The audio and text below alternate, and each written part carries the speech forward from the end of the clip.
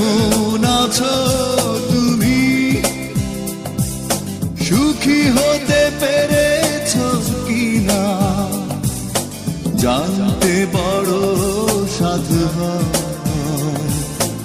আমাকে ভুলেছো কিনা? কেমন আছো তুমি?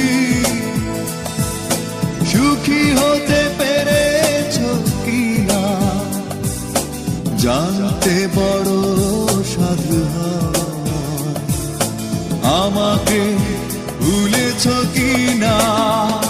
তুমি তো জানো না প্রেমে নয় ছলনা,